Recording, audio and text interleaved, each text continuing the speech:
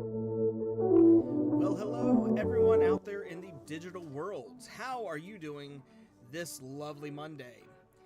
Well, for me, it's been an interesting weekend and the start of an interesting week, but we'll have to see how it all turns out.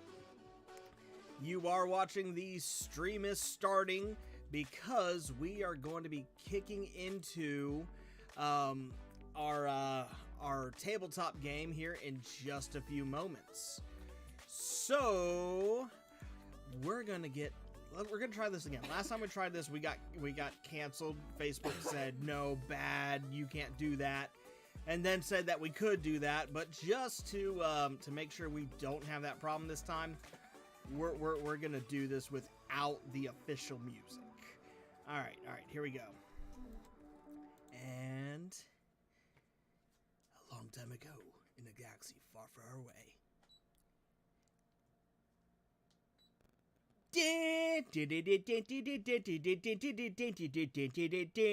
want to hear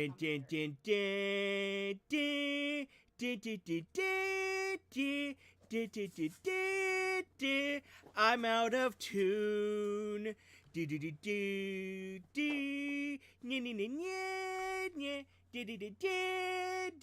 I'm out of tune.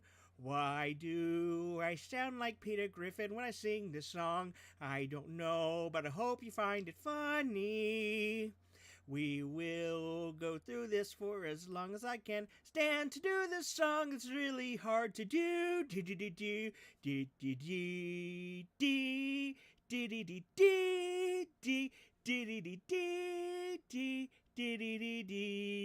Uncle Beasley is cringing, and it's hilarious to me. I wish you all could see what I'm saying. He's there rubbing his eyes, laughing, just like, oh my god, this guy is so dumb. But hey, we love the crawl. This thing is awesome. Okay, I forgot at what point at the song this is.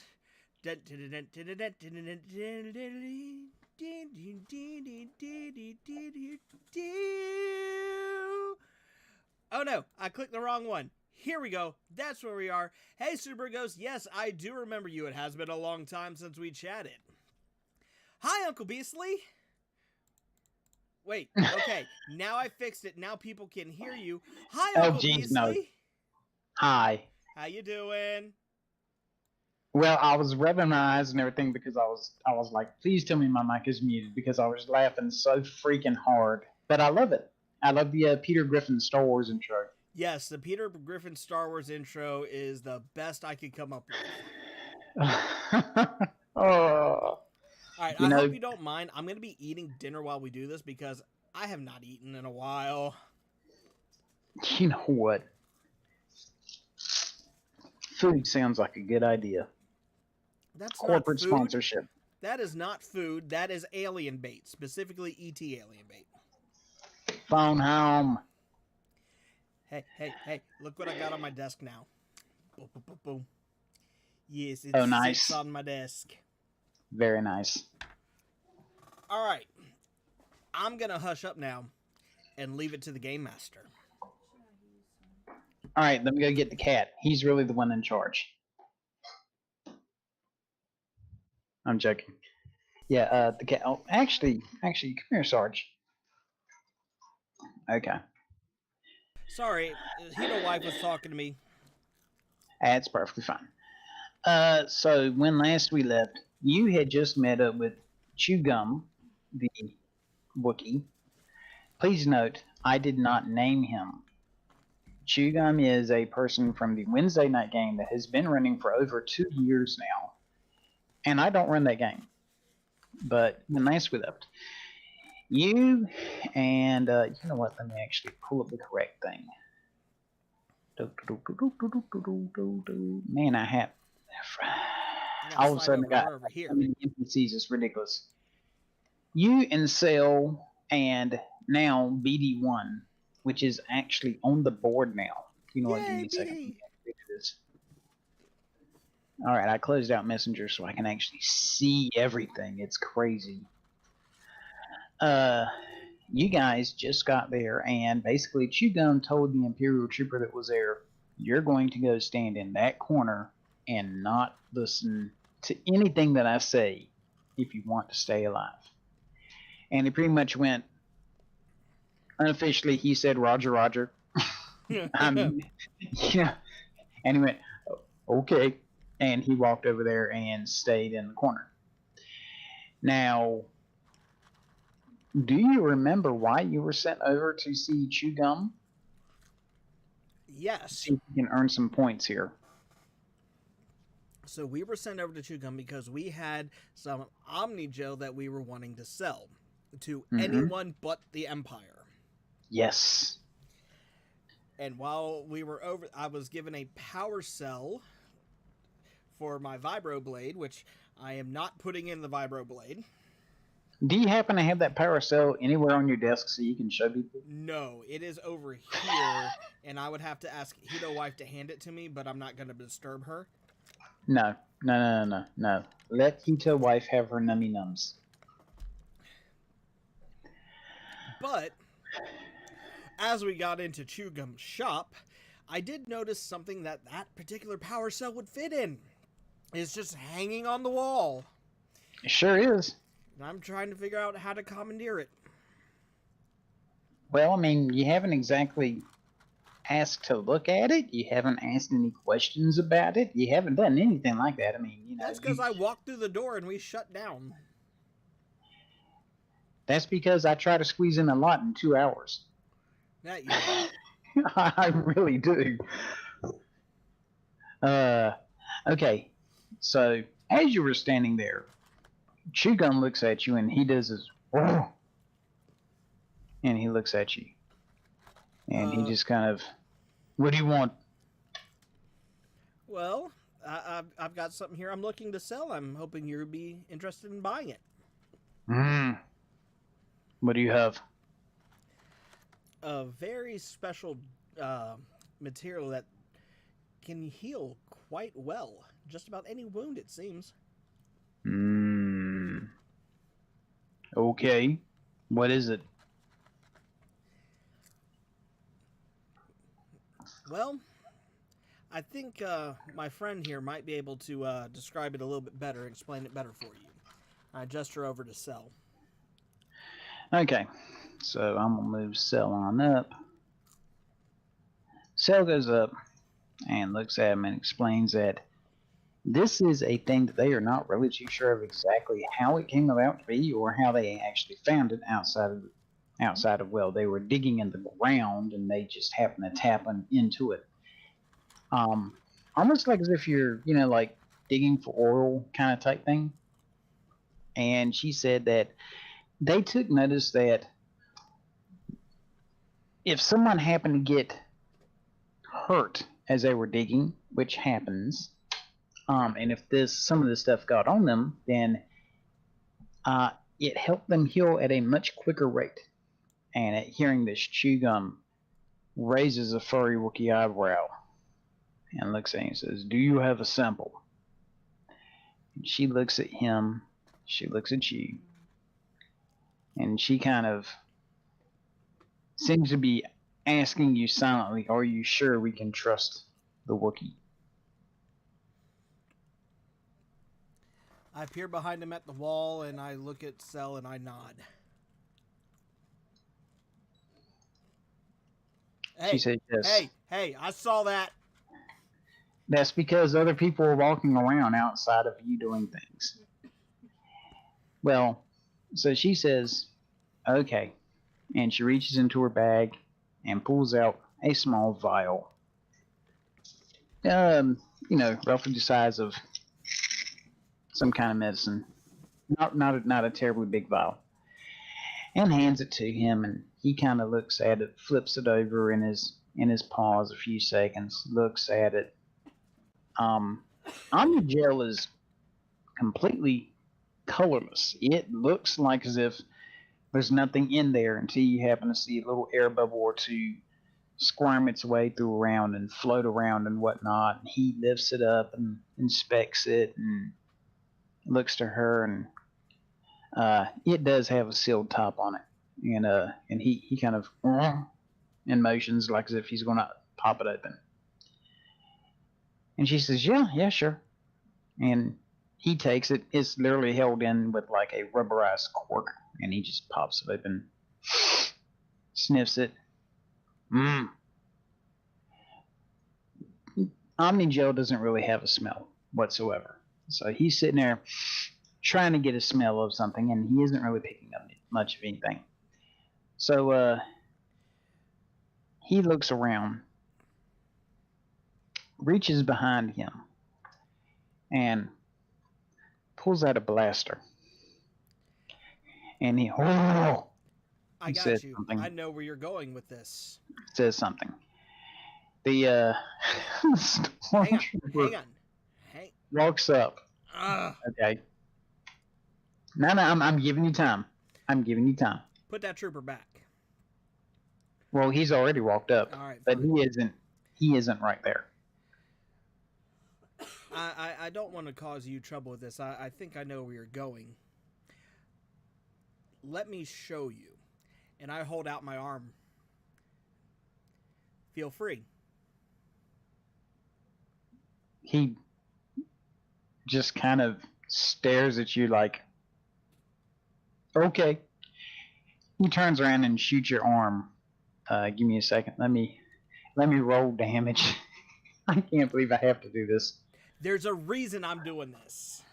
I know there's a reason why you're doing it. It's still not what I was. Of course, I can't really ever expect anything from you. Collapse that. Collapse that. Collapse that. Let's see, where's Chewgum? There's Chewgum. Character sheet. And you know what? Chewgum actually does not have any weapons on him due to the fact that he is dangerous with weapons. And I specifically did not give him any weapons, but I'll give him a single weapon right now. Well, you said he went and pulled a blaster from the wall. Yeah, and I forgot that I did not give him a weapon on purpose. He is ridiculously good, a stupidly good shot normally. Well, good. That means it should only be a flesh wound then. I don't know if I would even. Oh, Jesus! All right, he shoots you with the holdout blaster, which is not a very damaging blaster, but he is ridiculously good. Let's see how much damage that was. A lot. 134. You're technically dead, but for the sake of storyline, that is a lot of dice. That is... Man, what is this blasphemy? You know what? Give me a second. I'll be nice. I'll show you something. All right. Chewgum should possibly pop up onto your thing. I clicked on show to players. I see nothing. You see nothing? All right. His blaster is like a 8d6. Good. And then it does 3 damage, so, well, plus 3 more. Anyway, for the story of narration, you are not, in fact, dead. Even though you should be. He just shot you dead. An arm shot is death? That's crazy. Well, I mean, with that kind of damage, yes it is. But, and you start bleeding and whatnot, and Cell looks to him, and if you don't mind, she untaps it, pours it onto your wound. After a few minutes, you can actually tell that your wound is less holy, for lack of a better term. I'm sorry. Yeah, there's a slight hole in your arm. And after about maybe 10 minutes, you're almost normally healed up. During that time, give me a second, you happen to hear something. Sounds a little bit strange.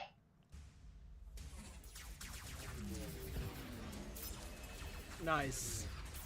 Oh, you hear that, do you? Yeah.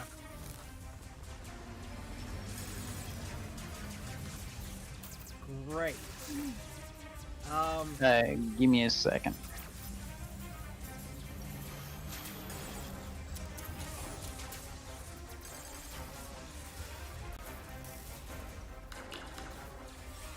Alright. After a few seconds, someone runs in through the door at a mad dash. You recognize it to be the Twi'lek that you were previously talking to. As soon as the stormtrooper sees her, give me a second. Yeah, you might need to bring the music down a little bit. Okay. There you go. I'm still learning the music thing. So as soon as you happen to, she comes in and let's see, he is, let's see, Imperial characters.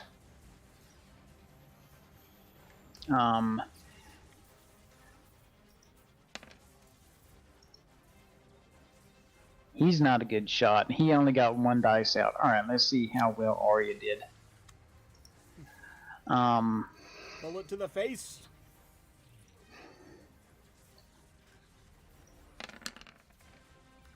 Okay, Arya's dice soaked it, her armor, and then she shoots him back. Oh! Okay, he is no longer amongst the living. And Arya comes up into your little party. And looks to you and says, "You have a problem." At which point she goes, and she looks to him and she goes, "They know that you have Omnigel now, and they're coming for you. You need to leave." And she looks over to your group, and she makes mention that it would be best if all of us were to rapidly evacuate the premises. Hang on. Before we go any further, very quick question. Yes. Would my character know what is on that wall? Has your character ever seen a lightsaber? I don't know. I remember my backstory is I showed up in the middle of the desert, basically stark naked. Pop open your character sheet, and here's what we're going to do. We're going to have you roll. Where's my character sheet? I don't remember. Wait, there it is. Third, yep, there you go. Give me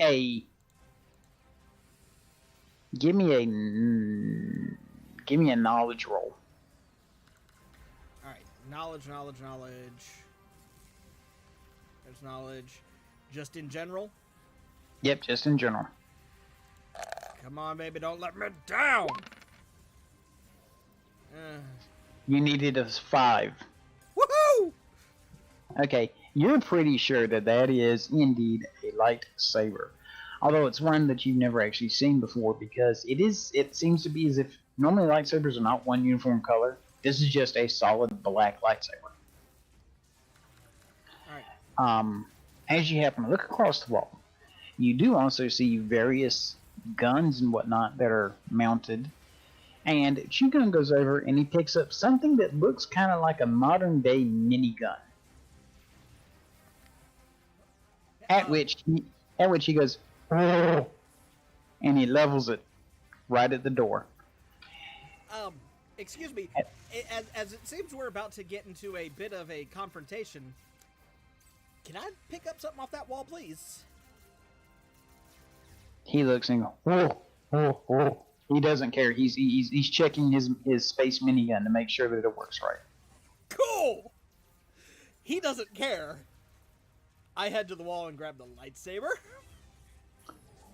Okay.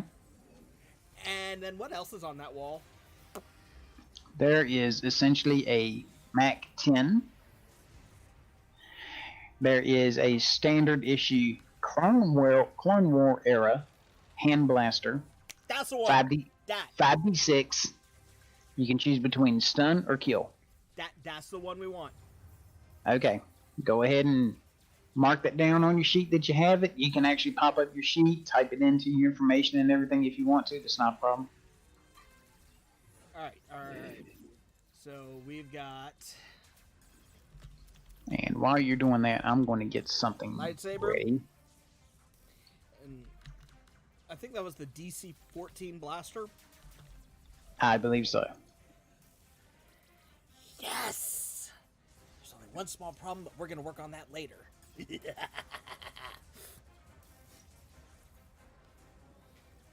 All right! Do you remember what color I happened to say that the crystal was that you found? Yes. Sorry. It was red, right? It was. Okay. Just checking to make sure.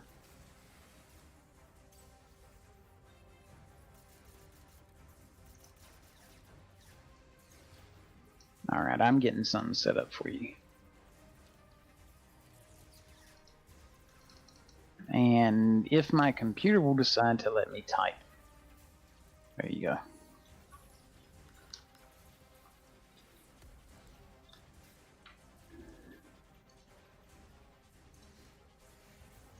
All right. So we got 6 stormtroopers outside the door. Ooh. Yeah, that is what your crystal looks like. Red Kyber. She's so pretty. Yep. We're going to have to do some work with this. Okay. But yes, there are a lot of troopers outside. At which Chew Gum goes and happens to motion over towards the crates in the back. Arya looks at him and says, "Oh, okay, that's clever."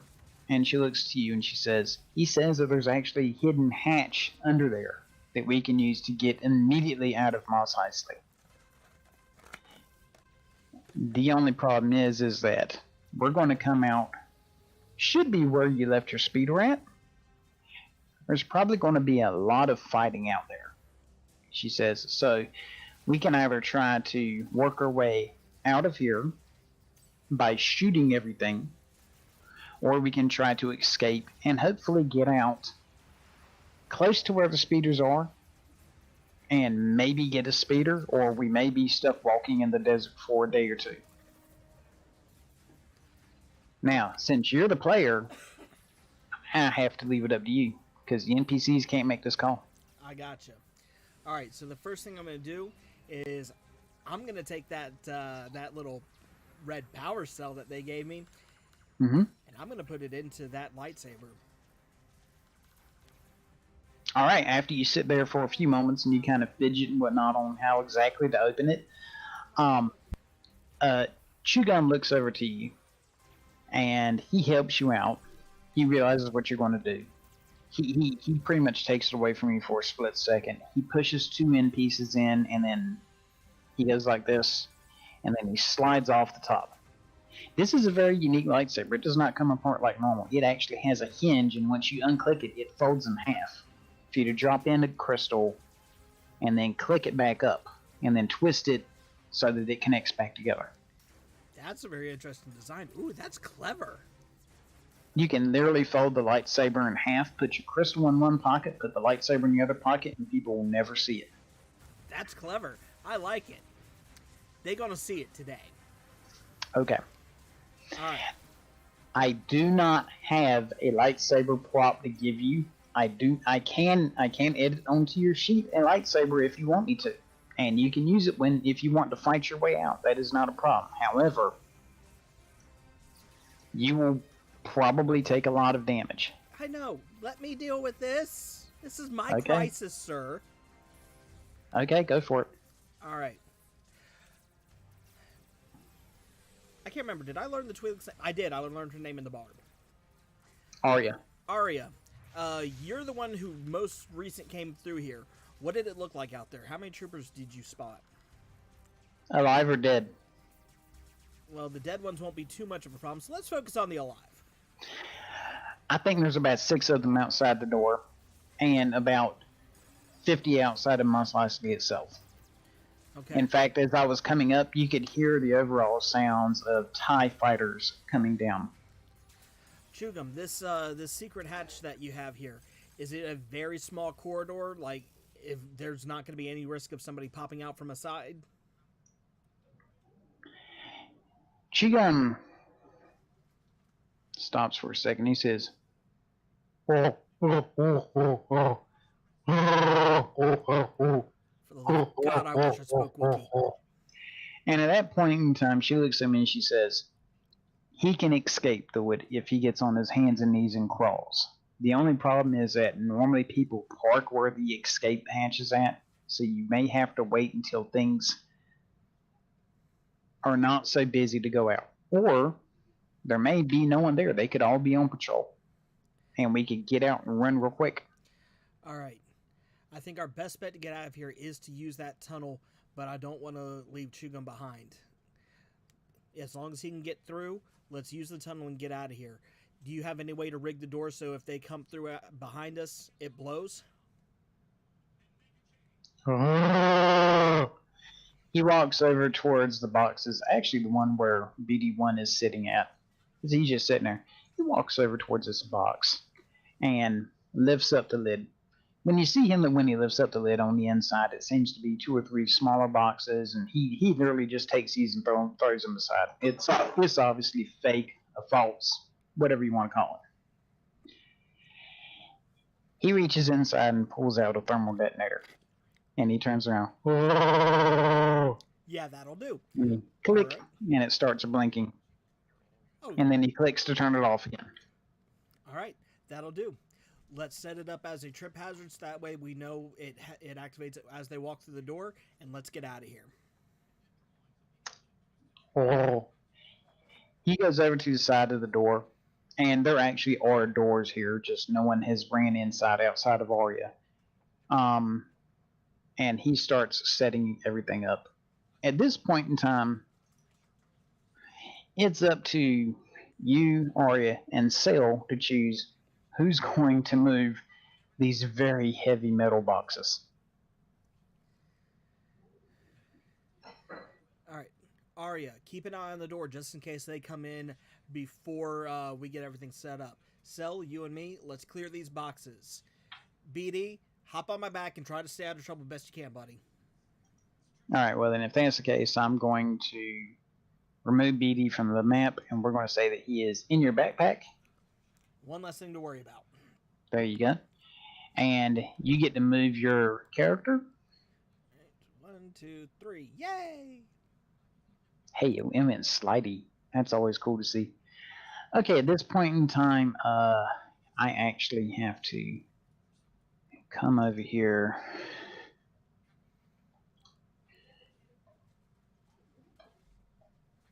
And do this roll. Okay, that's not bad.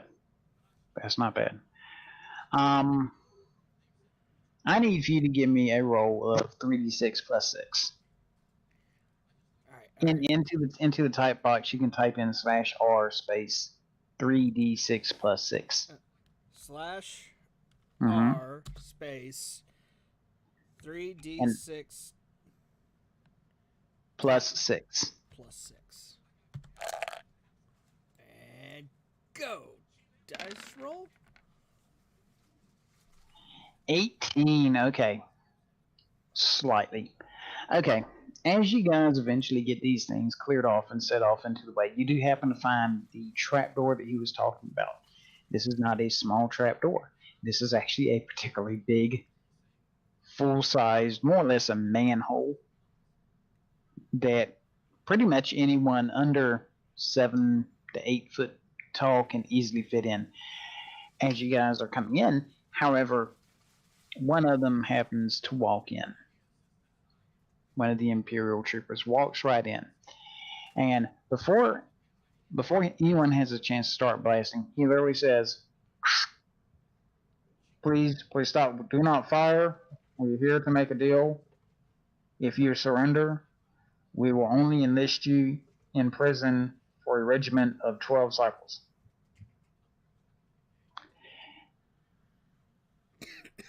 Now, before Chugum takes his action, is there anything that you would like to do? Or are you going to keep on working on the boxes? I look over at him, and I get back to work. Okay, well then that leaves it to Chugum. Uh, let's see. Of course, I probably should tell Chugum, plan stays the same, and get back to work. Let's see. All right. Chugum decides to do a brawling action. Good court. Let's see. 29. All right. Let's see with the what this guy can do to possibly not get his butt whooped. Purchase clone era armor instead of the Duraplast bucket he's wearing. Yeah, that's actually pretty solid advice. 14, 23, 29. Yeah, okay. It's still more than 5 points damage. Chugum flat out cold cocks this guy. You actually hear the crack of the plasteel armor that is standard for all Imperial troopers, and when he happens to land, you can see that his helmet is, well, it's cracked. It is no longer any good. You can see little sparks and whatnot from the wiring and circuitry on the inside. Yeah, Chugum doesn't like being told what to do. Around this point, you actually get the boxes out of the way. You and Cell, because it takes both of you to lift this up, pull off the manhole cover, at which point Chugum steps out in front and goes, "Oh!" Does the equivalent of the Wookiee version of flipping the bird, and starts up the thermal detonator. And I don't have a thermal detonator icon to toss down, but throws it down literally right in front of the doorway. At which point, these three go, and run. And these guys immediately retreat, giving you the 10 seconds to get out. Now, she goes out, so we're going to take her off the board. I hate getting things up into that corner because then I can't get to it. Chugum, they're waiting for you to move yourself into that top corner. Once you go there, you will be considered in the caves, and I will get Chugum and them out. So I just need to see you move yourself over there. All right. So we are going to. I have to temporarily move you over here just to get rid of your icon. Okay. Man. Only bad thing about this thing. Okay, and as you guys very rapidly get out of the area and into the tunnels, and you hear a horrifically loud "phoom" go off. Boom. Boom. Let's see. Google.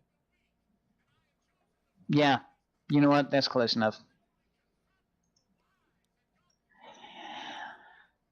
A lot of damage is done. Anything that was not picked up is now possibly gone and obliterated. I do not have a underground map, so I'm going to just spin story here for you while. It won't take but a few minutes. As you guys are going through this little tunnel, it is not like your standard sewer because, well, that implies the fact that there's water under Mos Eisley, and there is no water under there. It's pretty much at some point in time this comes out to a cave, and you're able to make your way along the cave. You hit a point as where it goes left or right, and Arya and Chugum both point out that if you take the left section, you should come out over towards where people normally park and ride. She does say that the right section leads over supposedly to a smuggler's hold, but she's not too sure. However, wherever there's a smuggler's hold at, there are no Imperial stormtroopers. There's nothing like that. So it comes down to you. Hito, you're the player. Are you coming out around a massive amount of stormtroopers that could probably kill you, or are you going to take your chance at the smuggler's hole?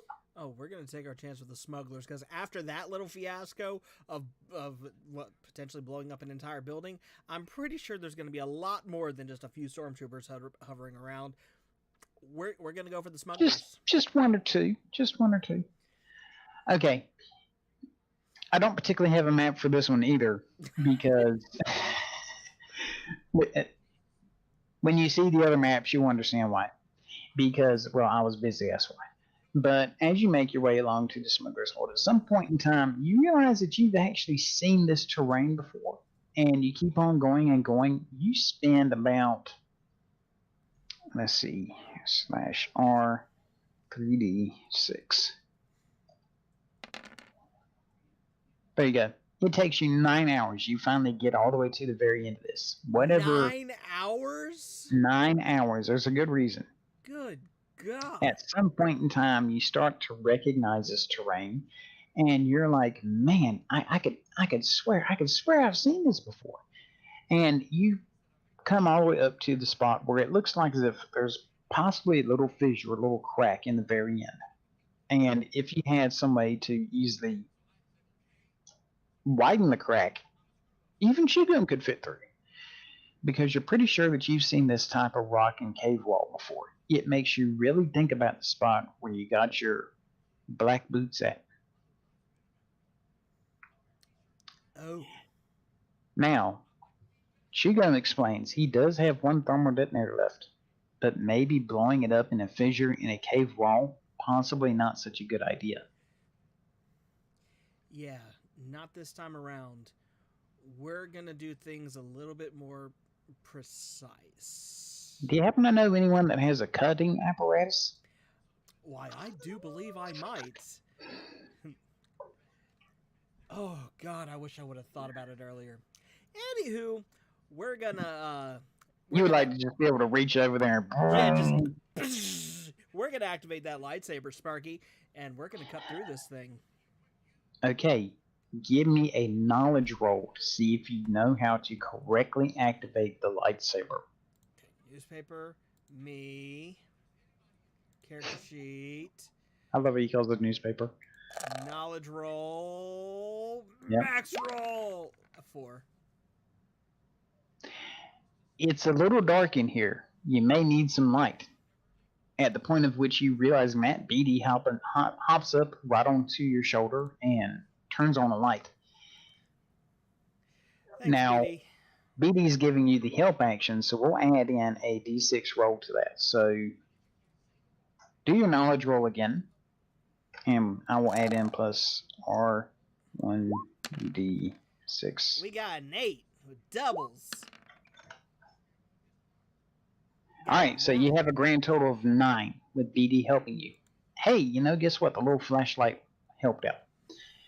You successfully hear the sound of it igniting and it turning on. This is not your standard lightsaber blade. A standard lightsaber blade is nice, very clean looking, uniform. And this blade looks like as if it is having a hard time regulating the force control. Sometimes it makes a 3-foot blade, sometimes it makes a 4.5-foot blade. It is not very uniform. It is very Kylo Ren-esque blade. Okay. There is obviously a part missing from this lightsaber. Yeah. Alright. It's going to be risky, but we're still going to try to use this faulty blade to cut through this stone. Okay. Alright. Let me see. We are going over to Hito's Sai character sheet. Weapons. Hey, let's add in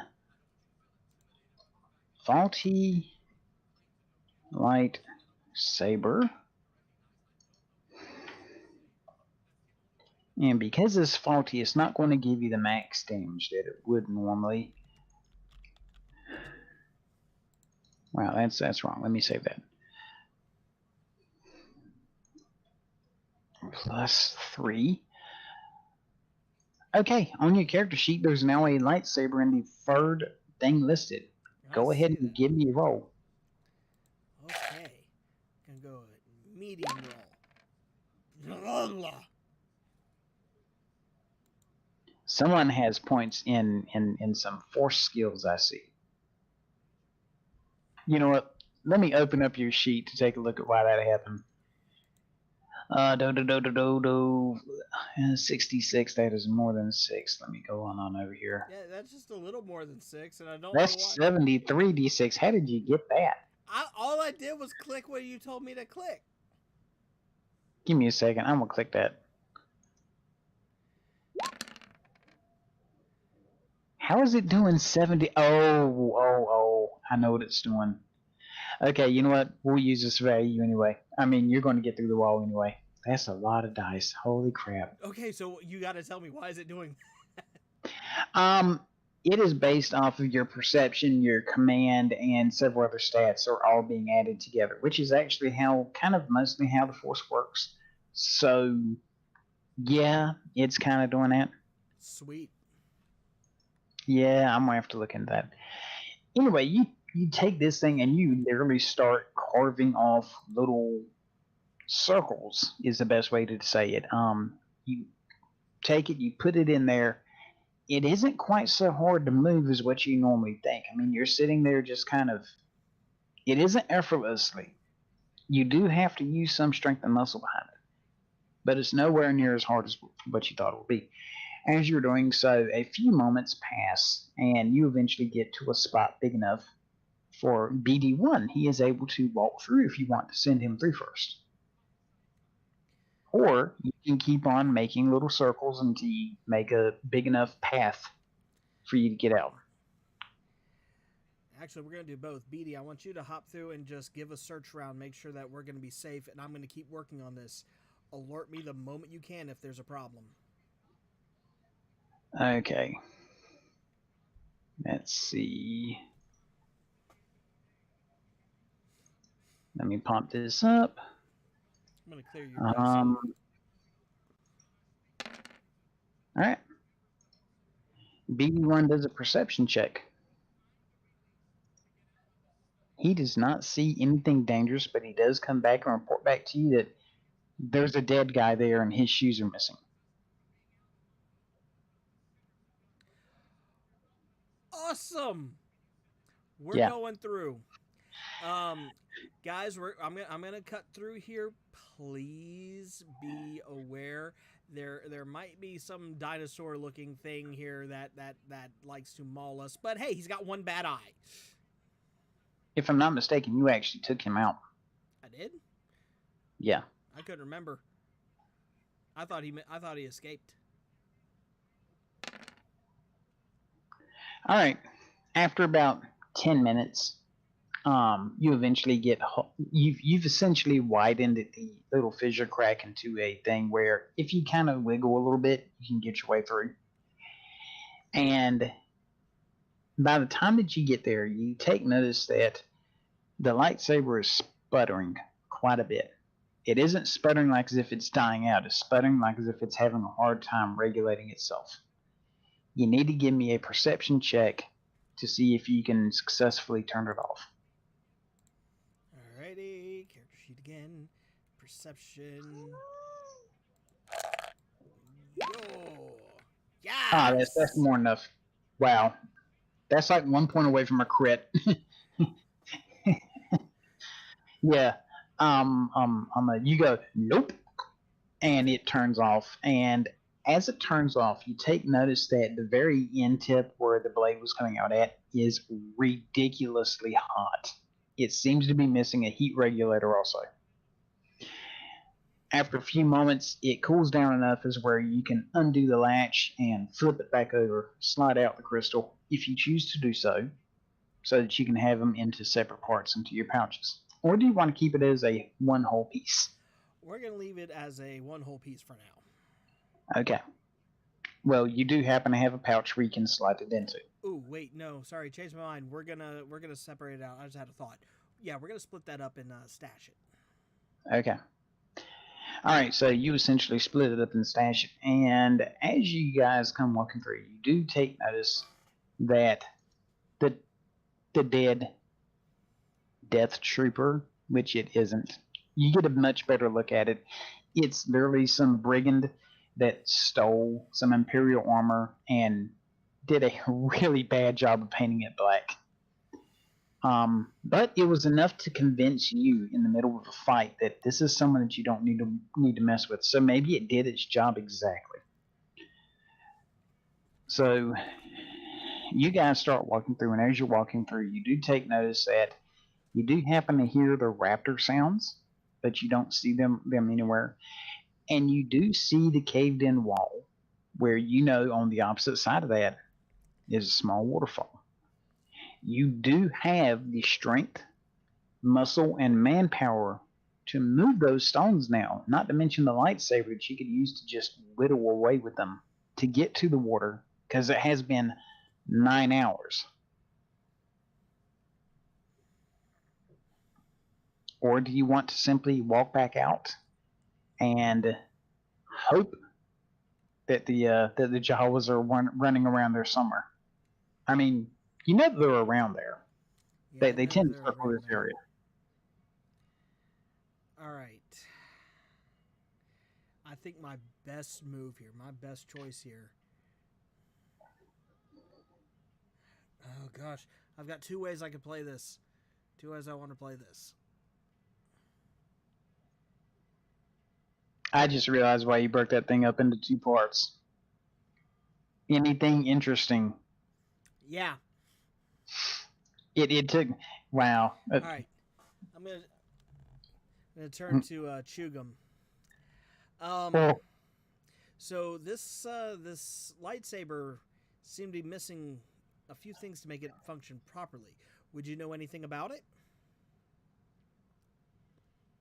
Do you know where the parts are? oh.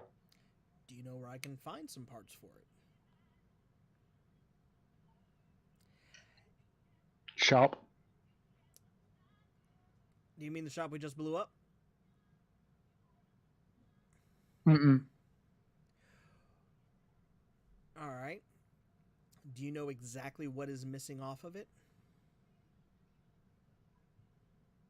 Condenser coil, heat regulator, power adapter, So a few things. Cool. kyber crystal, Okay. not broken hilt. All right. Oh. I owe you guys a lot. So I'm going to tell you this in good faith, and hopefully, if anything arises in the future, y'all will be willing to help out. Take note of this spot, because right there behind that wall, there is a natural water source. Oh. And I really hope that you would be willing to help me out with getting this saber working in a very, very, very short amount of time. Chiga walks over to the caved in rock face, looks, puts his ear to it, and reaches over, picks up a boulder, not a very big boulder, a small boulder, just kind of slides it out of the way. And at that point in time, you can actually hear a vague sound of the waterfall. And he listens to it and goes, oh, oh, oh, oh, oh. Yes, good trade. In fact, I owe you money. If you're selling me this, I owe you money. I'm not selling it to you. This is a favor. Favors have attachments. Exactly. I want to be a good friend of yours. I want to be able to help you in the future, and I would really like for you to be able to help me. This is ours together. Partners. Business partner. Equal partners. For the most part, I'll be a silent partner. I'll let you do what you wish. But just do me a favor and be there for me when I call. He says, I have good deal for you. I make us money, you go get things. You go get things, I make us money. I like that. Oh!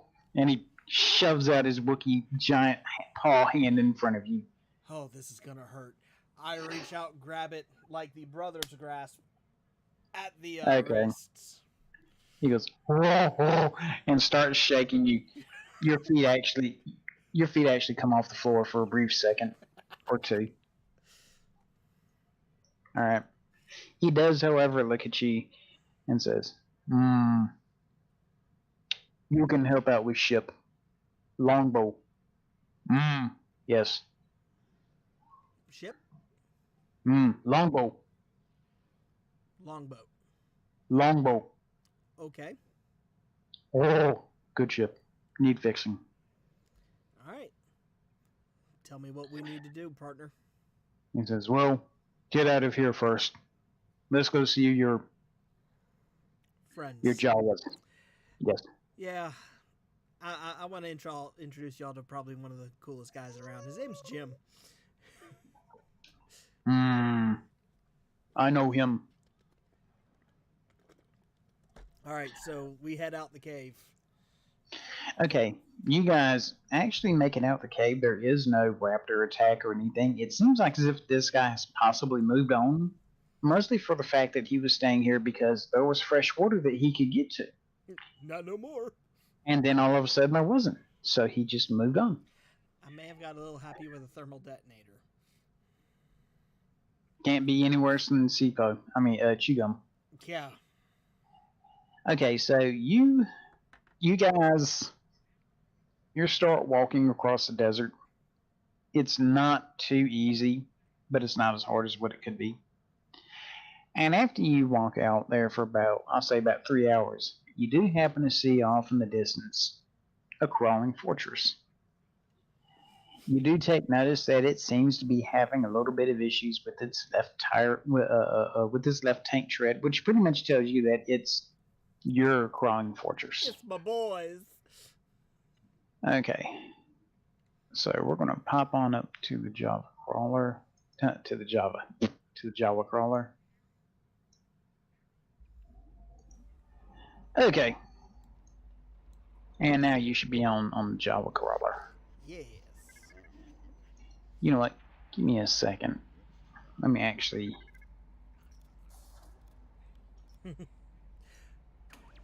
I love the sound effects.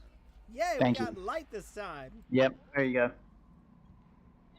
Yeah, while you were gone, they were making some enhancements and whatnot. They pretty much figured out what it was that they needed. Alright, let's turn this down just a little bit so it isn't obnoxious. Okay, so as you happen to come up, you take notice that Big Jawa and several of his other ones are there. Let me get, let's see, Arya is there, and Cell is there, and Chewgum is there. Chewgum, you're not lining up. There you go. Thank you, buddy. Okay, so there you go. Everyone's there. As you guys are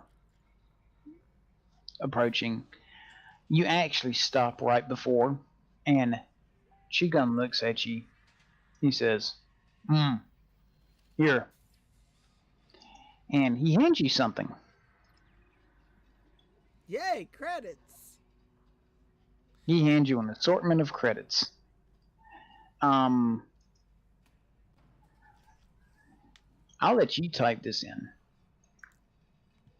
Type in R12D6. So, wait, is that forward slash or backslash? Same one you did last time. I don't remember. The one with the question mark on it. One with the question mark on it. Okay, it's forward slash. R. Then Uh, what'd you say? 12d6. Oh, D6. And dice roll. All 44 right. credits. You have 44 standard credits, which is the silver credits. I know I showed you a graphic with a whole bunch of different ones on there, but that's the one that we're going with right now. Man, that was actually a pretty good roll. Shigun looks to you and says that this is your thank you payout for you helping out and whatnot. So you come back to the carrier. You now have additional money to buy anything from the Jawas that you may need, or you can bank it. It's up to you. I'm a little. Ooh. I just remembered something. So, first things. Ooh. Sorry, I'm rolling through here I some know. stuff because I've got to remember everything that's happened so far and everything I've picked up. I'm gonna go talk to Big Jawa. All right. You go up and talk to Big Jawa. Big Jawa comes up right in front of you, and then looks at you and says, "Houtini, hello." Hey, sorry I've been gone a little while. Mm, Some things happened. mm. Made some friends, and I brought you something interesting. Ooh, Houtini. This came at great personal cost to me, but I like you guys. And I gave him one of my small vials of Omnigel. He looks at it. You know what? Let me give him a roll. See if he has any idea what it would be.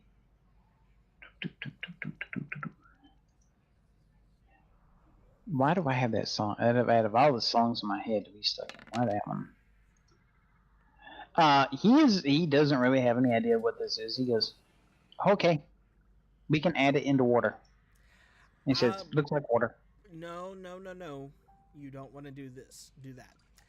Um, if you get injured, you can put this on the injury and it will heal rapidly. Go on. Or you can use it to lubricate some hydraulics around here. Your choice. Oh. He says, I like that idea. But this is yours to do with what you will. It's the little something interesting that I found. He says, okay. Where's Speeder? So about that, some things happened.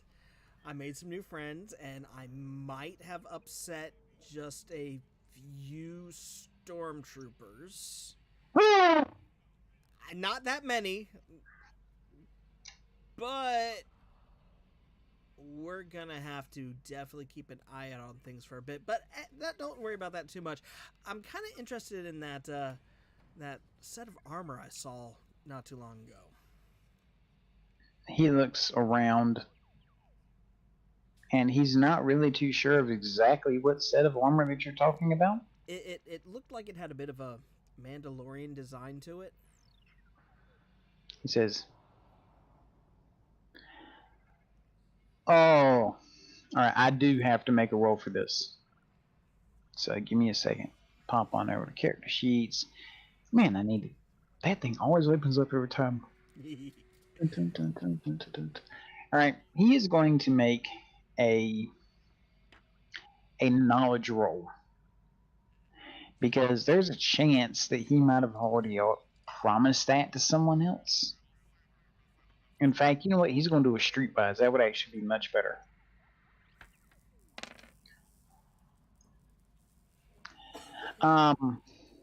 He looks to you and he says, maybe promise to other. He says, but it could get lost. Depend on interesting items or just good payment. How much? Okay, back on over to the character sheets. I don't know why I bothered to close that down. He says he's going to roll a bargain. You have to roll a bargain too. If you get at least 5 points higher than him, you'll get a really good deal. If he gets higher than you, you have to start earning money. All right, I'm rolling my bargain. 5, 6, 7, 8, 9, 10, 11, if I did my math right. Yep. All right, so here That's we go. what he has. 6, 12, 13. That is, Not enough. well, no, but you're still in the lead. He starts talking back and forth and everything. Do you want to? I don't know how good your con is, but do you want to try to con him and see if you can possibly take the lead on this? Yeah. All right, I'll roll his con, and this is the same set of rules. Oh, okay. 14. You need 14 to be good. You want 5 higher than that to get better, which you can't really get 5 higher than that. Nope. 9. He's pretty sure that you have more money than what you're letting on.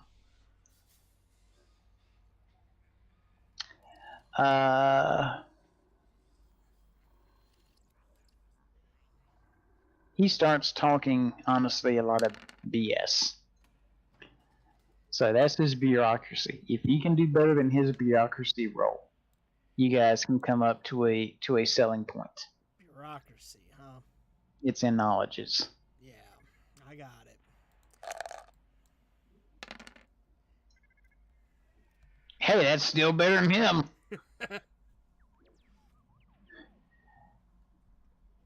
Hey, that's the 5 points above.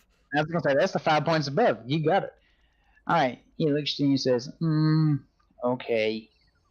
We can... It was lost.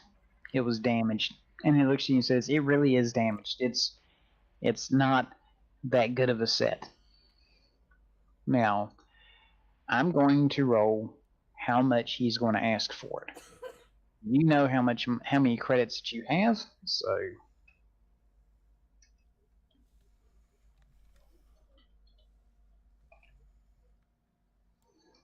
Thing is, I wrote it down last time, but I can't remember where I wrote it down at. Oh, I did it wrong.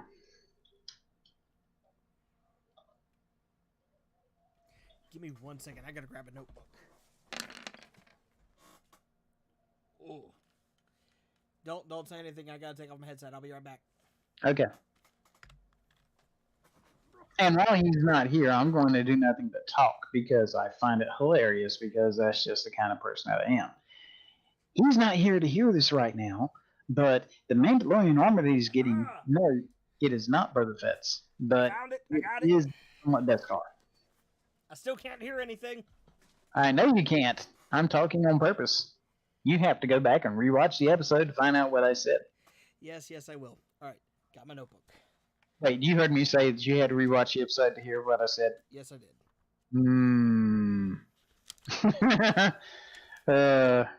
Don't feel bad. I have to go back and listen to the Wednesday night podcasts all the time to hear what I said and mistakes that I did. Okay. So now I know how much I had before. Right. And then I just picked up 44. Yep. All right. So 38 credits. Actually, that score has to be multiplied by 10. But I had to. Yeah. He knows what he has. And that's actually the price that he's initially selling it for. He knows what he has, and that's the price he's selling. You know what? I'm going to run an experiment, so just give me a second. So ignore this. You ignore it. No, I'm just checking to see if he can do this kind of math. Hey, it actually can do it. Okay. Okay. But yeah, it's 380 is what he wants for the set of Mandalorian armor. Now, Mandalorian armor does not promise that it is Beskar. It Yep. is just better than Bounty Hunter armor. You want 310 credits.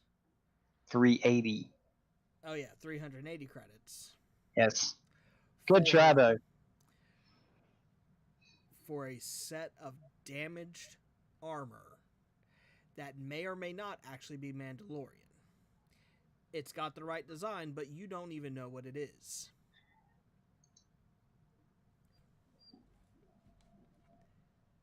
That's what you're telling me? That's the best you can come up with for me? Give him a bargain roll, and he will roll. If yours is even higher than his, he'll go with the 310. Oh, that ain't gonna happen.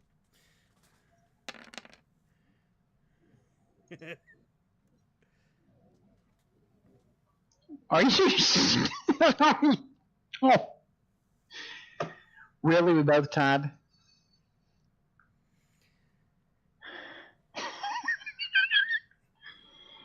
No. You can do better here. I know you can.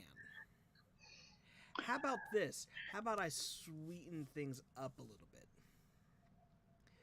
You give it to me for 200, and I'm going to give you this Imperial Communicator, which will let you know where all the local Imperials are so you can avoid them. Well, Timmy, he says something, and then after that, another Jawa walks up. This Jawa has a small box with him. He opens up the small box, and there is 6 other Imperial communicators in there. And he looks and he says, "This is how we avoid them. We have them." Good plan, though. Can't blame me for trying. He says, "Oh, yes, I can." It's not smart to do so, but I can. All right, well, it looks like that armor's not going to happen today. I was going to say, since you both tied, you can do another bargain roll up against his. Nope, that armor's not going to happen today.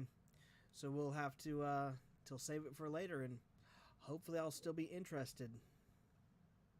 He says, "Don't worry. Person buying it will be here in 2 days. Yeah, you have 2 days to become more interested. I will sell it to you." We'll see what happens between now and then. He says, "Okay." All right. So as far as I'm concerned, we're settled here. I've brought you something interesting. Are we in agreement? He says, "If I'm not mistaken, you need to take this one back to her home, correct?" And at that point in time, Cell steps forward. He says, "We are heading that way. We will give you lift. We'll take rest a day, but we will give you lift." He says, "During that time, you can give thought to more interesting purchases." Okay. Well, then, as we're rolling through, I'm going to look around. All right, are you looking for anything specifically? Nope, just looking at everything I can possibly find. Okay. As you're looking at everything that you can possibly find. Do you need a perception roll? Oops. Actually, that works great. I was about ready to tell you. You happen to see a very boxy looking droid. And he just kind of wanders out there. Gonk, gonk, gonk, gonk, gonk. And he stops at several points in time. And you can tell that he's having some issues for whatever reason.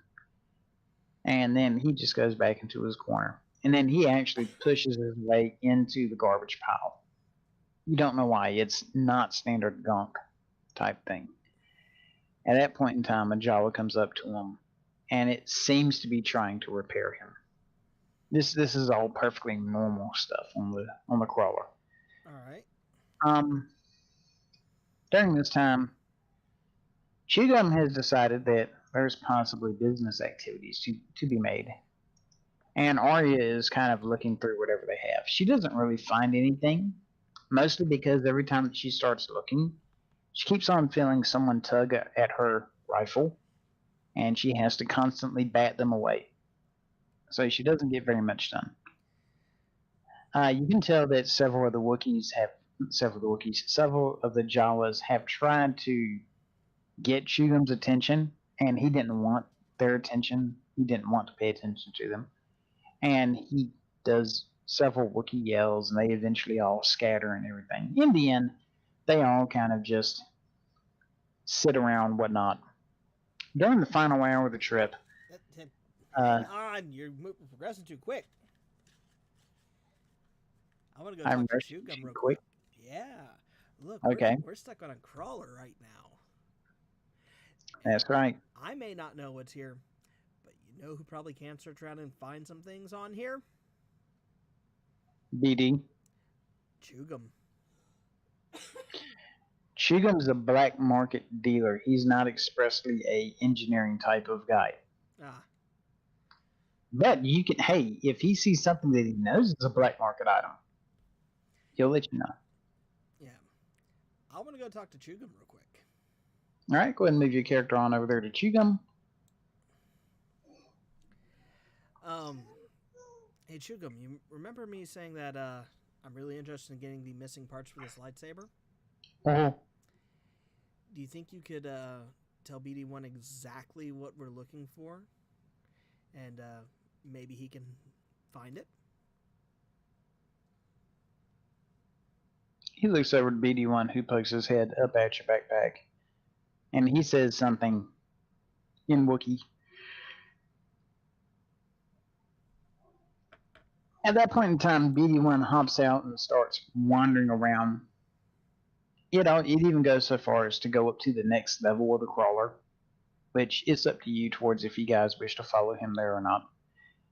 And as you were sitting there, kind of watching him, you do take notice that a Jawa at several different points in time trying to capture him in a little box because they think that he's, theirs. Exactly. And every time that they try to do that, BD1, no, no, no, no, no, and runs back over there to you. He has very simple vocals. He just hasn't said anything yet. Remember, he's much more of a utility droid than a best friend droid. Yep. Okay, so with his limited coming and going and whatnot, he eventually comes back to you and says, "Heat sink, heat sink," and he walks over towards literally the garbage pile that the Gonk droid is in, and he looks at the Gonk droid and he says, "Heat sink, heat sink."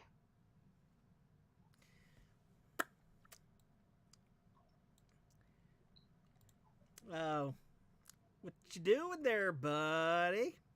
Gonk. Looking at the Jawa. What's wrong with him? Houdini, Houdini. At that point, Arya comes up to you, and she's been listening, and she says, "It seems to have a slow power leak. It's always draining." And says, "Quite possibly, it's fitted with the wrong size heatsink." What would it take to replace it? Do we have one? Do you have a spare around here that we can use? She kind of work for you. She kind of looks at you and she says, "I'm sure that these guys are pretty good engineers. They're really good at tech because if they can take it apart, they can put it back together. If they had the necessary part, they would have already done so. So I'm going to assume that they don't have it here."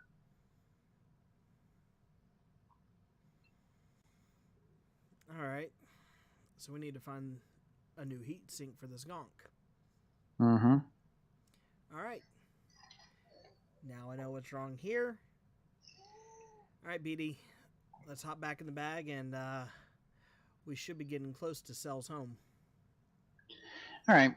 Biddy crawls up hops into the bag. And you guys are about 10 minutes away from Silla's home, and the crawler stops for the day, and they lower down the front ramp, and they basically said, there, go walk. And you guys start walking and whatnot. Chewgum, however, for as much as these guys are annoying the ever-living snot out of him, is staying up here and taking inventory of very interesting items that he has seen. Arya has decided that she's also going to stay here, mostly because if she doesn't keep Chewgum from destroying the Jawas, there will be a Jawa massacre.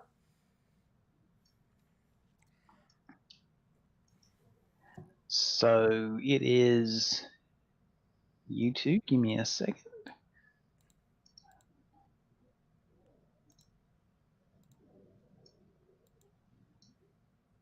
Yay, we're back here. Yep, but you're not there. You're Back out here. back out there. All right. As you guys get here, you happen to see that Chork is out here. And Chork sees you come walking up, and he goes, "Ah, you're back. It took you a little bit longer than what we expected, but yeah, this is good. This is good." And he looks and he says, "So, is there a market for the Omni Gel? Can we sell it and maybe get to a better place in life?" Yeah, there is. I made an interesting new friend who I think once you guys talk, he will be open to helping y'all out and working with you. He says, "Okay, well that's pretty good. Um, do we owe you a fee for this?" And you're pretty sure that they don't have very much money. If I can just get a couple more vials of the Omni Gel for myself, that's all I need. He says, "I tell you what, I have an old canteen. I'll fill it up with Omni Gel, and then you can ration it out as you need." That sounds great. Thank you. Okay. I don't have a graphic for it, but I will have one fairly soon, and I will have that set up so that you can see it. So, let's see. You have found a market for the Omni Gel. You have made a business deal with Chewgum. You have met Arya. Let's just stick with you've met Arya. We've met Arya. Yeah. You have. Let's see. What else is there? You've done most of the stuff that you really set out to do. I do have one more question for you. I was going to say, except. All right. What's the question? There's a couple things that I'm looking for. I was wondering if you might have a part around. He says, "Yeah, we have plenty of spare parts. I mean, we have to buy them to keep the condensers running and everything." BD, can you tell him what we're looking for? Yep. BD pops out his head from his backpack and says something. At that point, he says, "Don't.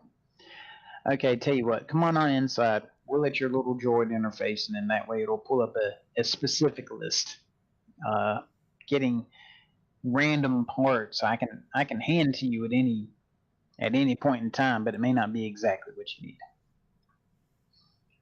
Okay. So, yep. He says for y'all to come on in. Sel comes in and starts talking to her mom, telling her about how it was so much fun, how she found a cave that has water, at which point in time Sel's mom goes, "Yeah, I think, honey, there is no cave of water." And she goes, "No, but Mom, I mean, if we can find the Omni Gel, to be sure we can find a cave of water." And her mom looks at her and says, There's no cave of water. It's a myth that doesn't exist." But they go off on their own, and they're talking and whatnot. You and you and Chork, y'all interface with, I believe up here. Yep, come on in here, he says. You interface BD1 with the terminal, and a list pops up, and he says, It says, well, I have the power condenser, and I have an available. Yeah. Those two parts, the power condenser and the heat sink. He says, thing is, I normally need those to repair the water condensers. It's kind of an important thing. I do have 2 spares of each, so I could let you get 1 of each, and it wouldn't put too much of a hurting on me. But the next time one of them goes out, I won't have any more spares, and I got to rush to see if I can get some more. Well, how much would they cost you to buy them if you went back into town? It says these particular ones, it isn't how much it costs you to buy them. It's for the fact that they aren't made here and they're shipped from another planet on a freighter. He says the cost isn't the thing. It's only like 100 credits each. It's the weight, and you have to hope that all the other moisture farmers are not waiting for the same item. Because they don't hold items. It's when it comes in stock. First person, first buy, first come, first serve.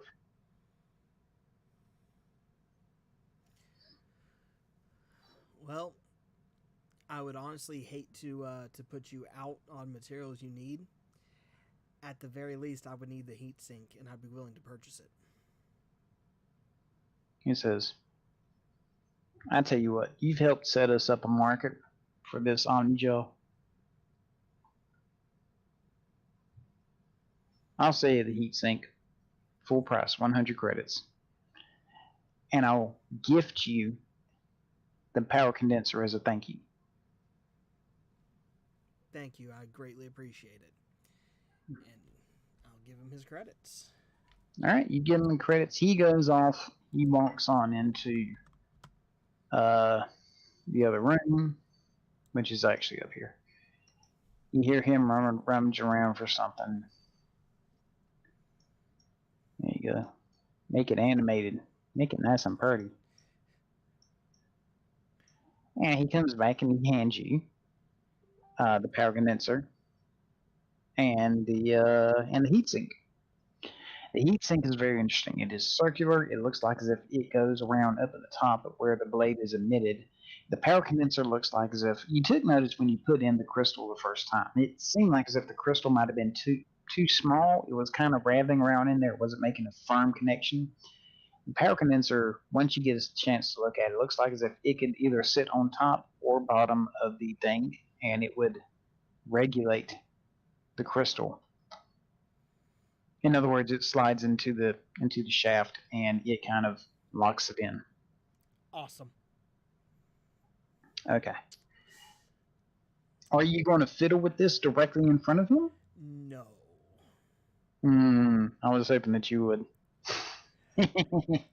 No. This needs to be I personally believe this needs to be a little bit more carefully done. Because at this time, lightsabers are still outlawed. He looks at you and says, we have junkyards on this planet, and then we have the scrapyard. And he says, it is enclosed in a building scrapyard where it used to be some kind of warehouse, some kind of storage facility. We're not really too sure exactly what it is. But back when the wars were raging, we didn't really want to have Imperial TIE fighters sitting out around or Rebel whatever ships sitting out around, because that just means that it's a target for the other fella to shoot at. So we pulled them all into this one area. Now, no one really goes in there very much because everyone generally has forgot about it. Well, myself and 2 other people. Whenever I need parts and I can't buy them, that's where I go to get it, and I salvage it from these spacecraft. He says, if you want to come, I'm planning on making a trip out there tomorrow. You can look in there for the rest of your parts that you may need. I'm sorry. Did you just say that there's a warehouse filled with Clone War era materials? No, I said that it's more than the Clone Wars. It's also fairly recent. Cool. Um, Yeah, yeah. I think there's parts of an A-wing in there, an X-wing.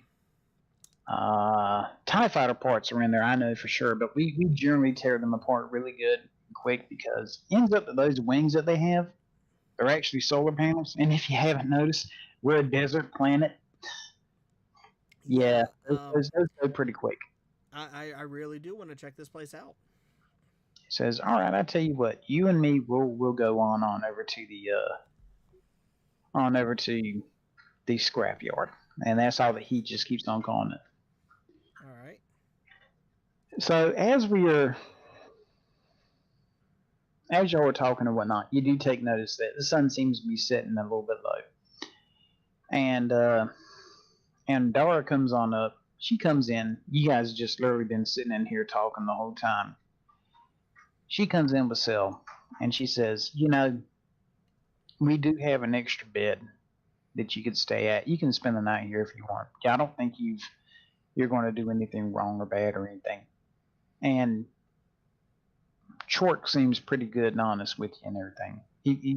He's pretty good at getting a read on people. So she says, yeah, if you want to spend the night here, um, have supper with us. It isn't much of a supper, but it's enough. And you guys can hop on out first thing in the morning to go into the over to the warehouse. Well, the scrapyard. I welcome your hospitality. Thank you. Okay. So night falls, and this area up here, I'm going to move her on up here. This platform is actually, they don't really have beds. They just kind of sleep up there because why not? Anyway, you guys sleep up there and whatnot. Nothing really eventful happens. At some point in time, you hear the sound of mountain raptors off in the distance. You definitely hear the sound of a crawling fortress leaving, making its way back towards wherever it is that they go to. You're not really too sure. They just kind of stay out in the desert forever. And morning comes, and at which Chork gets up and looks over to you. You're pretty much awake and everything. During the time at night, you took the time to refit the condenser and the heat sink onto the Saber. I knew you were going to say that, so I'll go ahead and do it for you. You did manage to get outside for about 10 minutes before anyone else did. You got over to a spot where there was an outcropping of rock, so you can't easily be seen, and you tried out the lightsaber. Its size is now regulated to the standard 3.5, 4 foot size. It still does the wild sparky sparks, but it's not putting out so much heat that it would easily burn through anything. That is the tip where it comes out at, where the heat sink's definitely doing its job. So you get that up to a pretty usable point. We'll add in one more die for it. Yay! She's becoming useful. Well, currently you have it up to a 76 plus 3.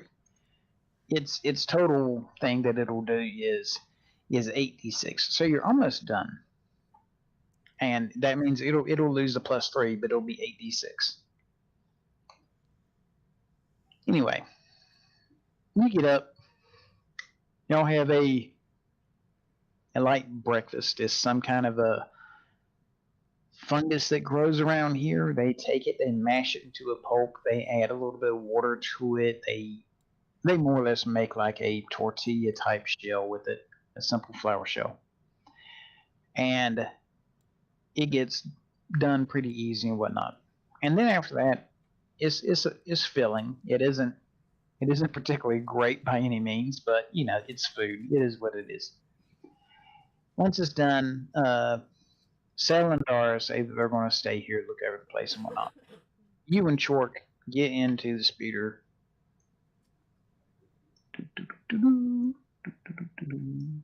Hey, look at that. You mysteriously floated. Wow. He must be a Ooh. Jedi.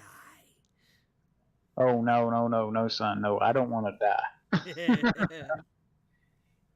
And you guys make your way over to the junkyard. Give me just a second. No, I don't need that there. I'll go ahead and tell you the map for the junkyard has a slight issue. It is not properly aligned. I'm still working on it, but that's fine. We can do what we can do. No, he's... Oh, okay, the problem's with you. Yeah, it usually is.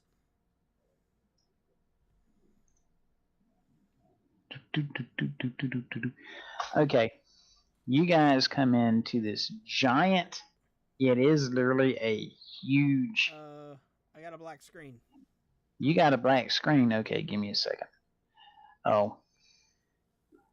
Let's see. If...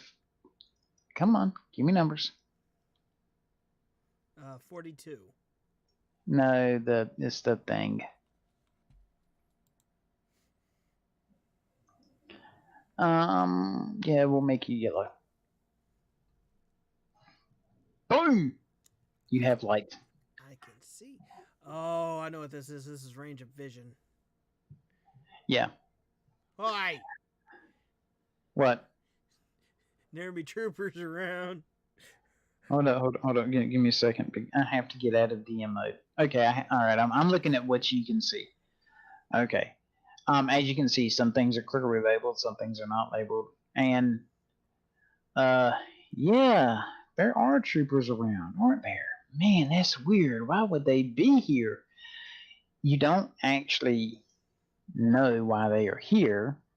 However, once you get in here, Chork looks to you and says, these guys are, we let them in here every now and then so that they can look for Imperial things, and they're not really supposed to cause any trouble. However, sometimes they do cause trouble. He says, so, kind of don't draw attention to yourself. At which point he looks at you and he says, I don't really know if you're going to draw attention on purpose. That's the question. It won't be on purpose. I promise you that. Okay, so... Unless I have to, and then that's a different story altogether. Pew, pew, pew, pew! Alright. So, it's my move from here, right? Yep, you can move 3 spots. Right, 1, 2, 3. Alright, so... Man, that is so weird seeing the field of vision light just suddenly just... Yeah. Okay, so as you walk forward, you do happen to see a trooper, and the trooper looks at you for a brief second, and he just kind of keeps walking. He doesn't seem to be interested whatsoever in doing anything. He's just doing like a little patrol around the area. You do happen to see off on the left-hand side you can make out the vague shape of some kind of a rebel-type ship. You're not really too sure. It looks like someone cobbled several different ships together, hoping to get something that would work.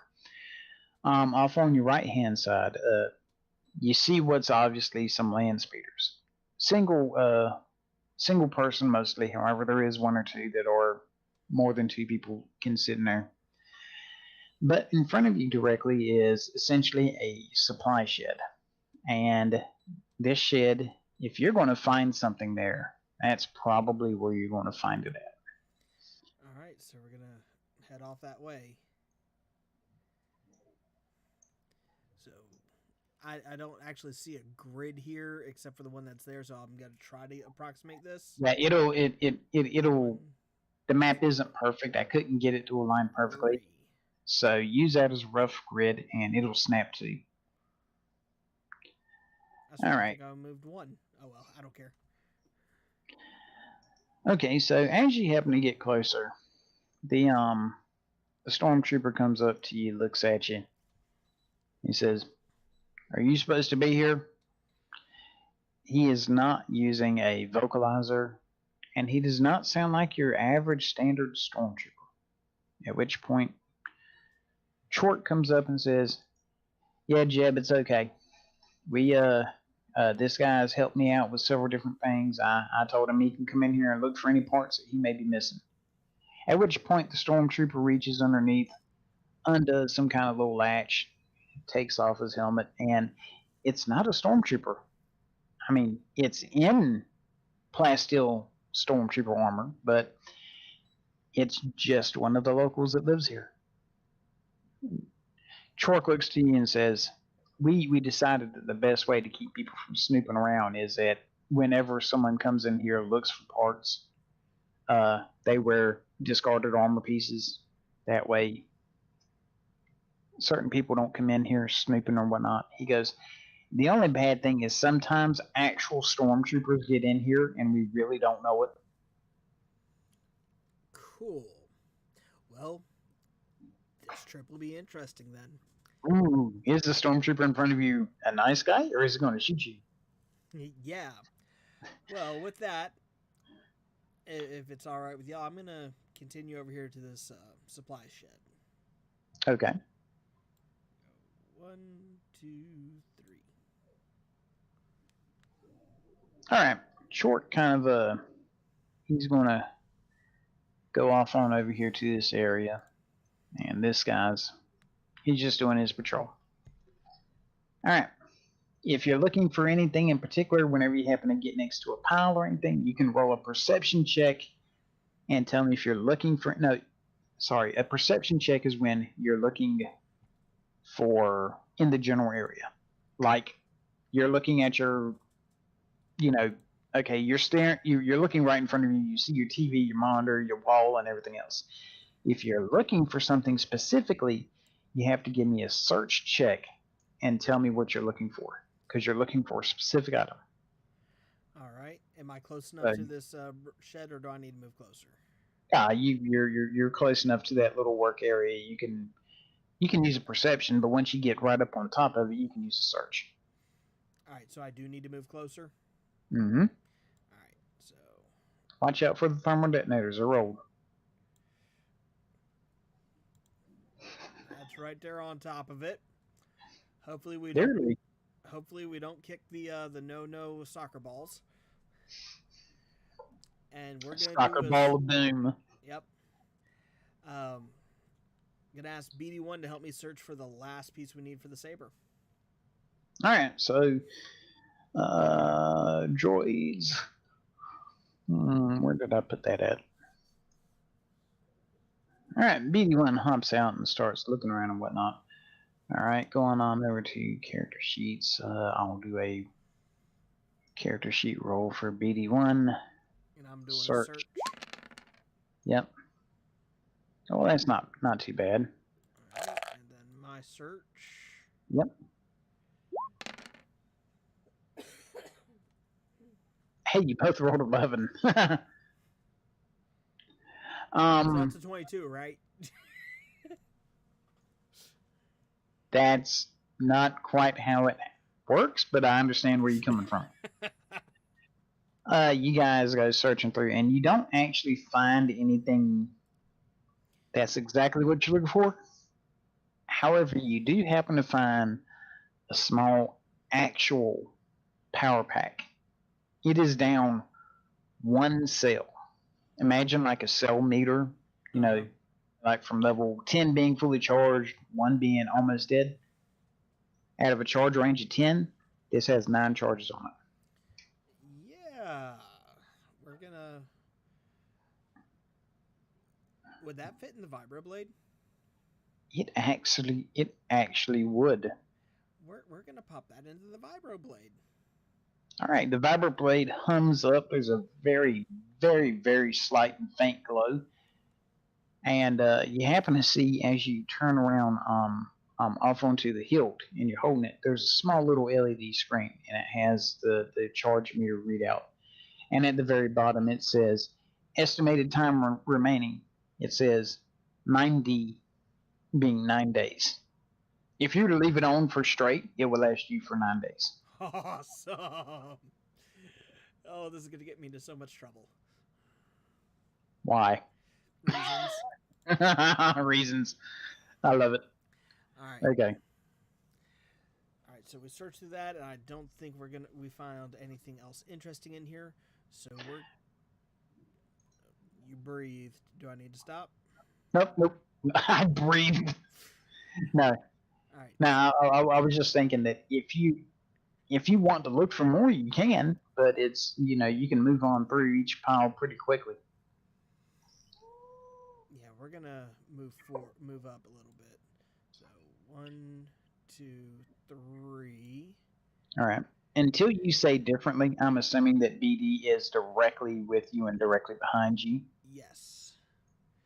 Okay. It looks like there's another small supply shed just beyond the abomination ship. Abomination ship. Yeah, that ship is an abomination. But we are going to. It'll get you to where you need to go. We're gonna head over. Where the afterlife? All right. 1, 2, 3. If Mr. Daniels was in here right now, I imagine he'd probably be screaming at me for that graphic. He probably would. All right. But hey, I mean, look at it. It's a part of both Red Wing and Blue Wing, and there's even no green in there. It's literally an RGB wing. I like it. Okay, so are you actually heading over there to look into it and whatnot? I'm trying to get this small supply shed behind it, but I don't see a clear path. There's also a small supply shed off to the left hand side of it. Yeah, that's what I'm saying, right here. Well, I mean, this is up top. You can walk underneath it. Oh, gotcha. I'm dumb. So No, two, it's okay. 3. Anybody else gonna move, or should I just head straight over to it?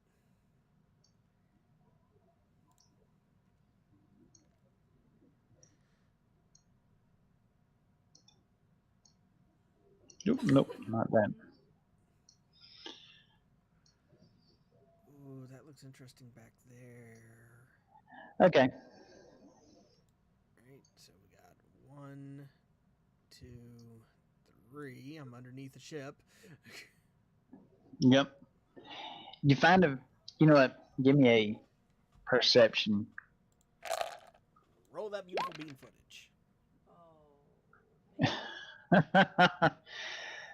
You see some of the most interesting welding work under here. There are nuts and bolts that should not be in here that have been fixed to it and then welded shut. And then it looks like as if someone went over with flex tape and then welded that shut too. There's a cockpit that's not supposed to be here. Okay. We're gonna ignore this and wait and watch the newspapers to find out who dies while trying to fly this thing. Hey, does the news feed say anything about someone dying in an abomination wing? Okay, all right. I'm gonna try to be serious here.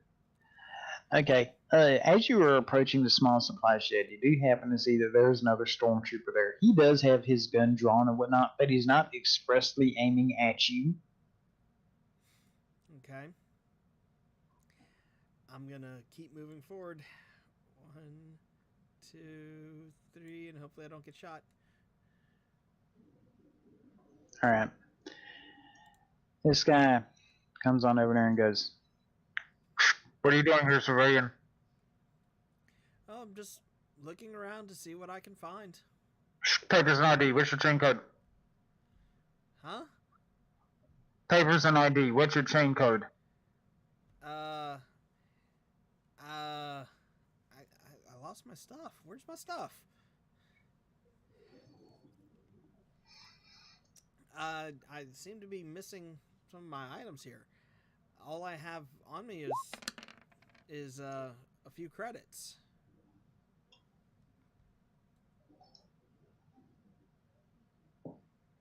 Papers not easy, please. And he holds out his hand. He is holding his gun now with one hand, but he does hold out his hand. Oh, this is either going to go really good for me or really bad for me. I don't like what that roll was for. All right. So, which thing do I need to roll to see if the bribe of 30 credits is going to do any good? If you're going to try to bribe him, go ahead and do a bargain. A bargain? However, if you're going to try to outright con him, do a con. But you can only choose one. We're going to bargain. All right. Hey, that is 5 over what he had. All right. How much do you grease his filthy little palms with? I'm gonna try to get away with 20. He goes, Sean card checks out. Thank you very much. All right. He starts walking away the other way. Cool. And with where we're at, we can close distance. Yeah, you can actually make it to a small supply shed right now. Well, if you can open the door. Can we open the door? Give me a perception. Oh, for the love of raw. 10. The door's not locked. I hate you. All right. We're opening the door. All right. Yeah, go ahead and move your guy in there. All right. There is a lot of stuff in this small supply shed. These people are Tetris masters. They know how to pack a shed. You see some very interesting objects. Do you want a general description, or are you looking for something specifically? Can we do both? Okay, I'll tell you what's in here, and then you tell me if it's of interest. Okay. I was gonna roll perception for you if you needed it. Yep, go for that. That works better. Makes my job easier. Ah!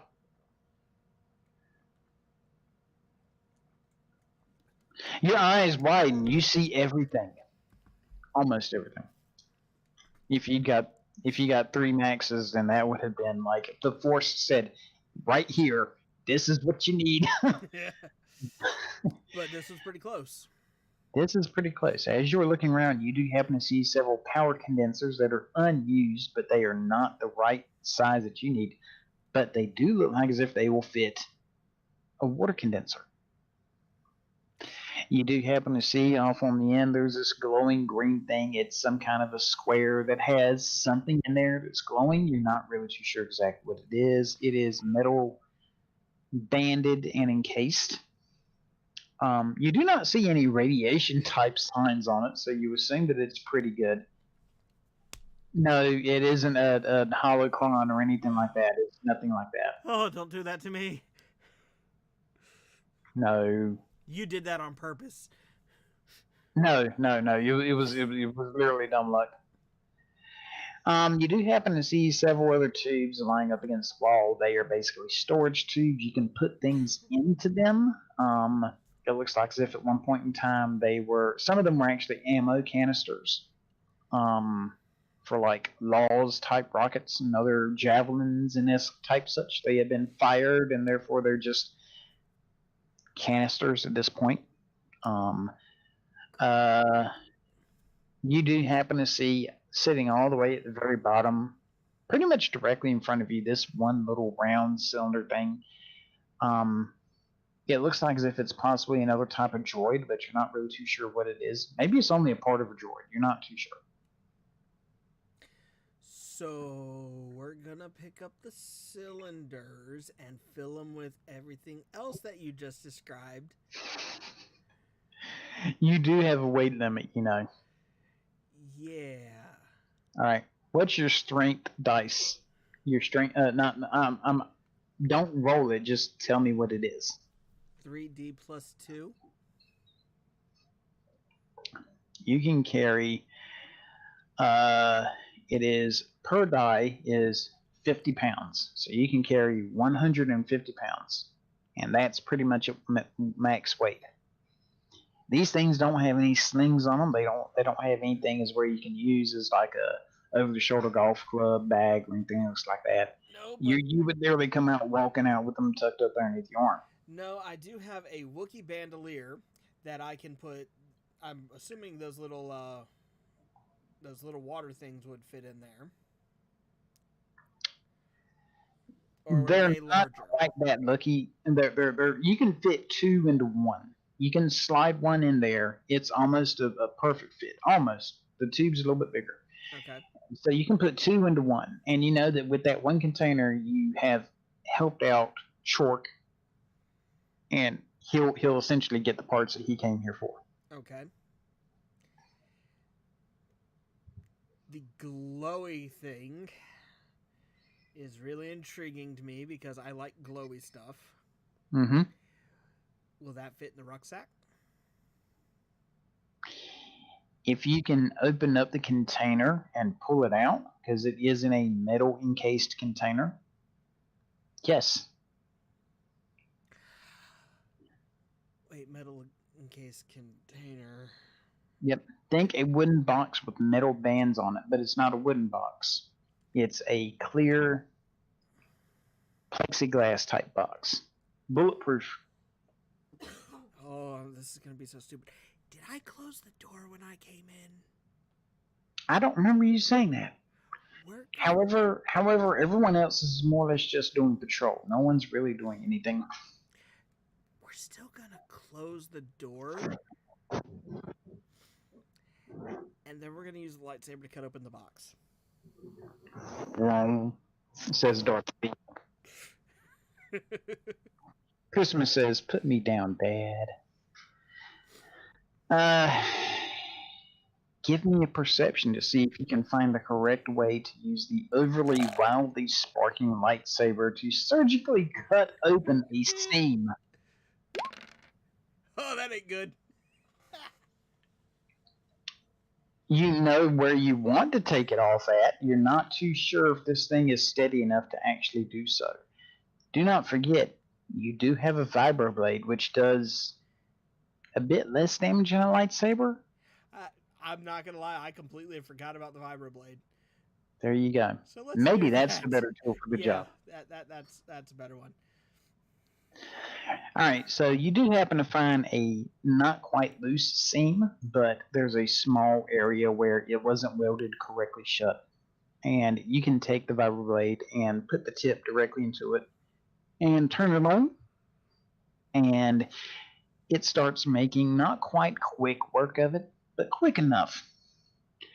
After a few minutes of taking it and going across the seam and whatnot, you eventually come up to the very last portion of it where, as you connect it and the seam for that particular top is open, you can now turn off the vibroblade, sheath it, and grab the funny little decorative handle on top and lift it up. It weighs about maybe 10 pounds. It's not really a hard lift. As you do so, when you happen to look inside there, you happen to see, wow, it actually is a small glowing green thing in there. You don't really know what it is. And as you're looking in there, you know what? Let's see what number comes up. Oh, Jesus. The rolls always make me so nervous.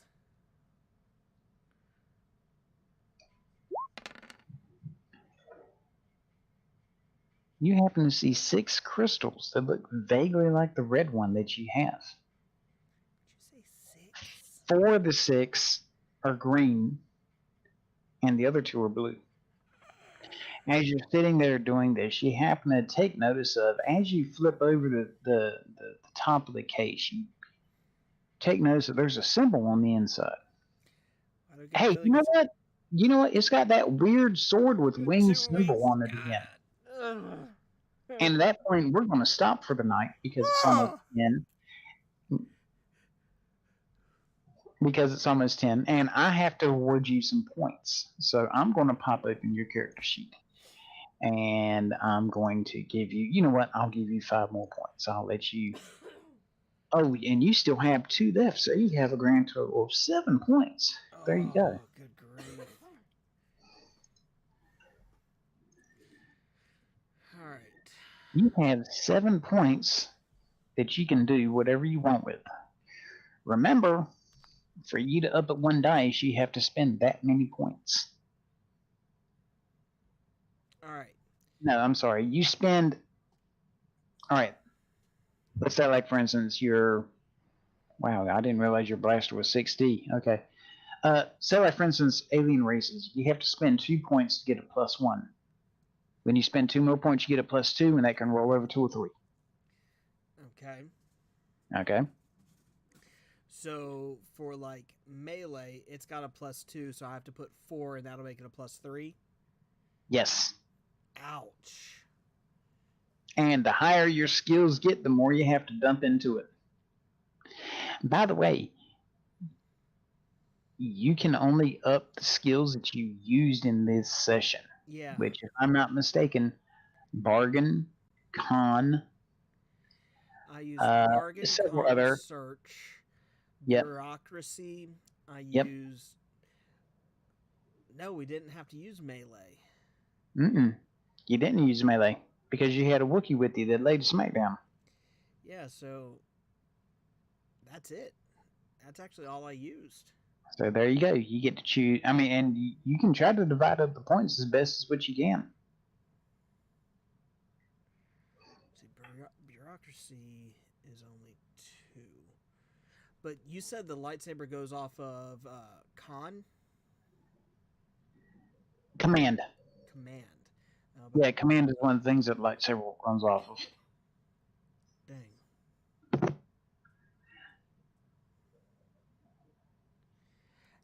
I don't know where I want to put any of it. I think I'm going to hold on to them for this session, and probably right before the next session, we'll after I've had some time to think about it, we'll dump then. Okay, not a problem.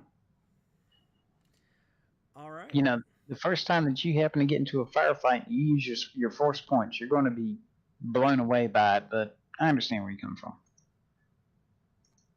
Let's see. There was something I had that I wanted to show you. Let me find this. I realize that you're running short on time, and this thing is not being nice and fast. It's amazing just how much this one website will slow down everything.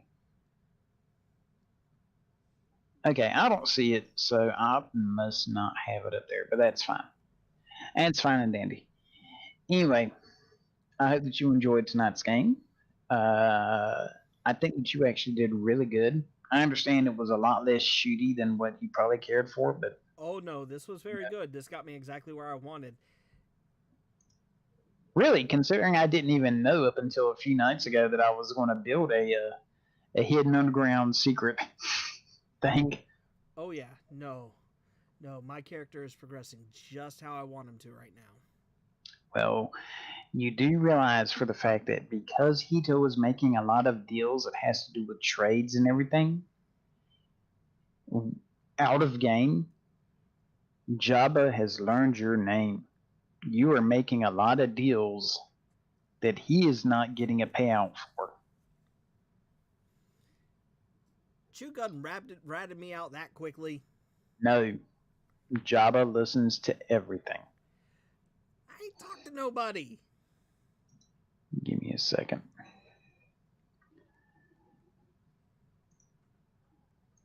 Because in that cave, the only people who knew about the deal with Chugum was Chugum, Arya, me, BD, and Cell. Take a look at Jabba's strength set. And then take a look at his knowledge. Where would I find that? Oh, is his sheet not up on your screen? No. Well, let me click show to players. Jabba's brawling is 6D. His bureaucracy is 7D, specialized specifically in Tatooine. His streetwise used for criminal activity is 90. He knows everything that happens on this planet, and you're one of the bigger cities on this planet.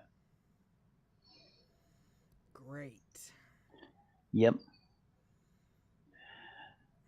All right. Well, we'll get there soon enough. yep. I think that is the end of this game for this point in time, and yeah, I'm glad you had fun. I generally around Wednesday and Thursday I start thinking about what to put you through and can it be fun and how to make it fun. Oh, but no, yeah. This has been good. All right. Well, I don't want you to run too much overtime, so. Yep. All right. Thanks for an Yep. awesome game, Beastly. We'll talk to you next time. Yes, sir. You have a good night. You too. All right, and to all you amazing people out there in the digital world, I hope you've enjoyed tonight's game. This has definitely been interesting. It's been a fun one. This character is going to be growing and becoming a lot more powerful. Hopefully, we're going to start actually building our crew here soon. We've got a few invites out for some people to join us. Awesome Powers hopefully will be joining the game soon. Chronicle will hopefully be joining the game soon, along with Winadian. So we'll have to see what happens. For now, y'all have a great night. Our next thoughts to Winadian tomorrow. Yes, for those who can locate Winadian's page, you can find him through our page here. Send him some love. He just went through a major loss, so he's a little down. So send him some love if you can. Tell him that y'all are there for him. And we will see y'all on our next adventure, which will not be this Friday because I'm doing a youth gaming hangout with my church. We are going to try to make this up maybe Saturday if Hito Wife will let me. Oh, wait, no. Yeah, maybe. Maybe Saturday afternoon if Hito Wife will let me. Y'all have a great night, and we'll see you on the next one. See you later.